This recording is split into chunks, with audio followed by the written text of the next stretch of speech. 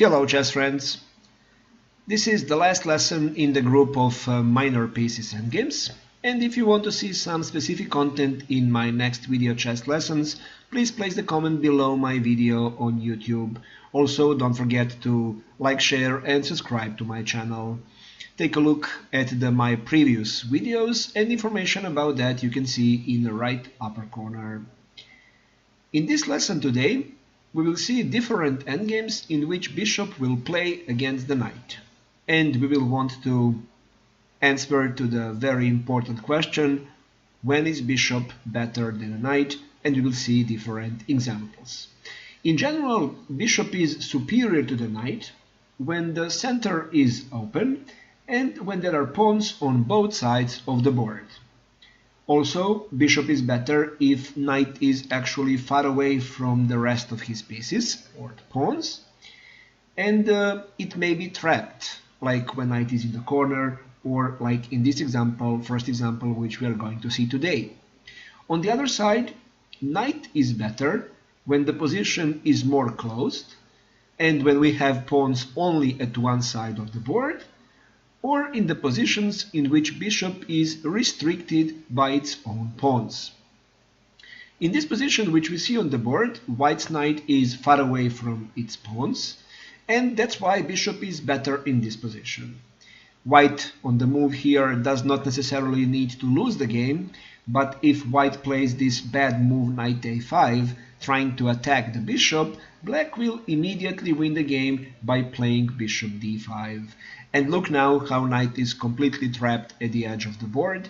All possible knight moves are controlled by the bishop, and king will just approach closer, capture the knight, and white loses this game. In this position here, we have an endgame in which the pawns are on both sides of the board, and that is why bishop is better than a knight in this position. Also, black's king is much faster to attack white's pawns on the queen side.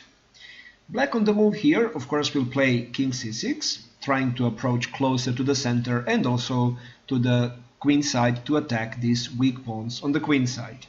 If white is doing the same, playing king f1, it is offering the pawn on h2 to black. But it would be a big mistake for black to capture that bishop h2, because now after g3 this bishop is trapped. Black may try to play h5 with h4 idea to release the bishop, but of course after king g2 bishop is trapped and the game is lost.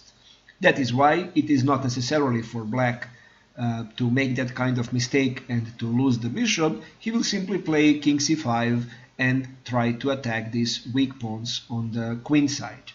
Now, for example, if f4, bishop b2, and we immediately see how white's pawns on the queen side are weak. If, let's say, a4 now is played, simply king b4, both of the pawns will be very soon lost. Or if, after bishop b2, white plays, let's say, king e1, black simply wins this pawn, and this is almost winning position for black now. This is very interesting position.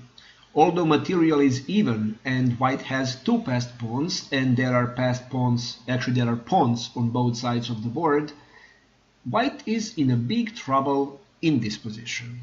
And let's see what are the reasons. First reason is that both of white's passed pawns are easily blockaded. The passed pawn on a file is blockaded by knight on a5, and f passed pawn can be easily stopped by black's king. Second is that the pawn on c4 is under constant attack, and if, for example, we assume that black's king is on e5 square and it is white on the move, it would be big problem for white, because white will be in a zugzwang. He would not have any possible move which would not lose any material. Also, black has already one passed pawn on b file and the potential passed pawn on the king side, because he has 2 versus 1 king side pawn majority. Here black on the move plays h4 and black will win this game. He will now create the second passed pawn, and after f6, king d7.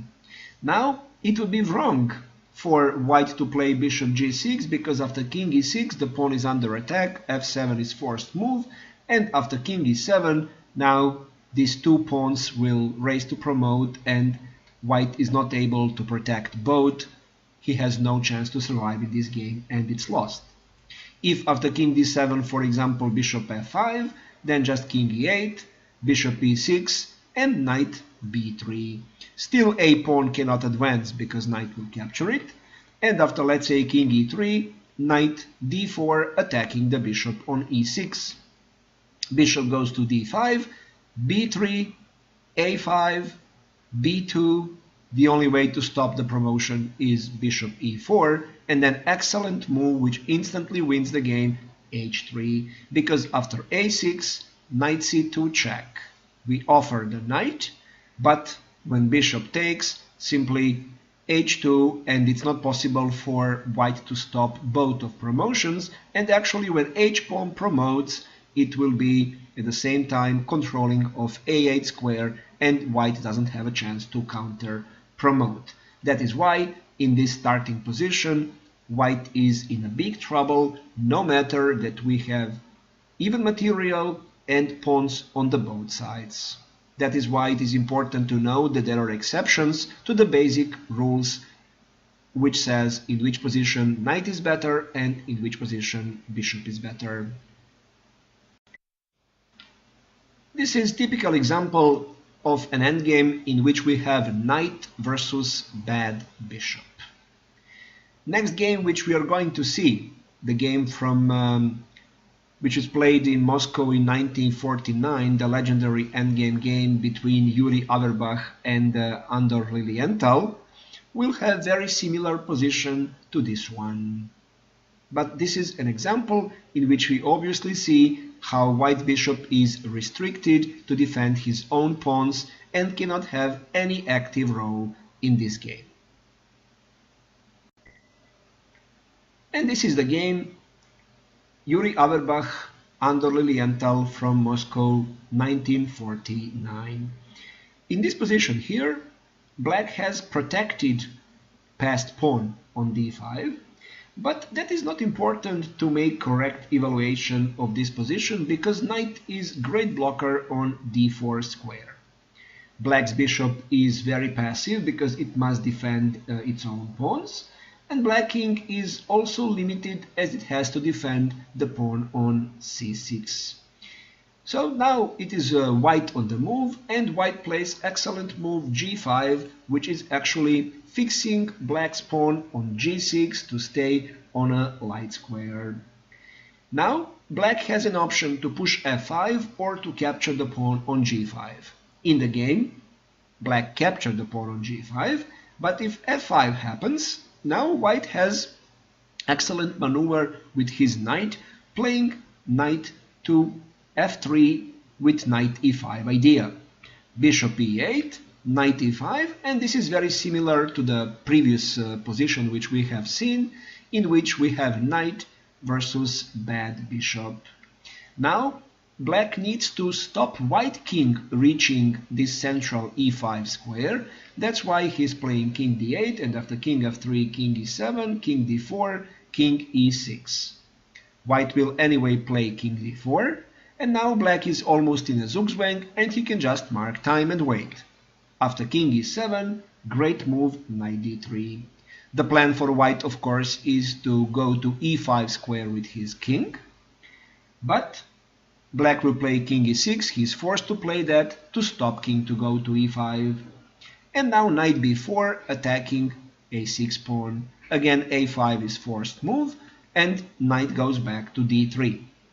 Now only bishop can move to d7 or f7, and after bishop d7, white now easily wins the game by creating a passed pawn on the queen side. An excellent move is a4. His plan is very clear. He wants to push b4, and after trading a b4, knight b4, he will have a file passed pawn which cannot be stopped. Look how bad position black king and black bishop have in this position. So after any bishop move, simply b4, take, and black will resign the game because he will not be able now to stop this pawn from promoting and keep the bishop at the same time, of course. In the game, after g5, it was played f takes g5, and after obvious f takes g5, now we see clear plan for white to get e5 square with his king. It was played bishop c8, king f4, a5, king e5. And now in the game, black played bishop g4, but for example, if he plays bishop a6, then we have very similar win. King f6 attacking the pawn, forcing bishop d3, and after king e7, simply knight e6 check, and then king d6, and the pawn on c6 will be soon lost. This is lost position for black. In the game, it was played after king e5, bishop to g4, and then king f6, attacking the pawn, bishop h5 is forced, and then again king e7 with the same idea, knight e6. But bishop g6, one tempo move, bishop g4, tempo move to control e6 square. It's not possible now for white to play knight e6 because after trade, black's passed d pawn will decide the game, but excellent waiting move a3 now for white. And after bishop b3, forced winning sequence now. Knight e6 check, knight king d6 first, and when bishop takes the pawn on b3, simply knight d8 check, winning the pawn on c6, still at the same time stopping d pawn to advance, and after any move like a4 to defend this pawn, simply knight e7 check, not in order to win the d5 pawn, but with a clear idea to advance c pawn and promote. White is much faster and white wins the game. So in this example, we have seen a great example how knight can be better than bishop in minor pieces endgame. That would be all for this video chess lesson. If you want to see some specific content in my chess lessons, please place the comment below my video on YouTube. Don't forget to take a look at the suggested videos and like, share and subscribe to my channel.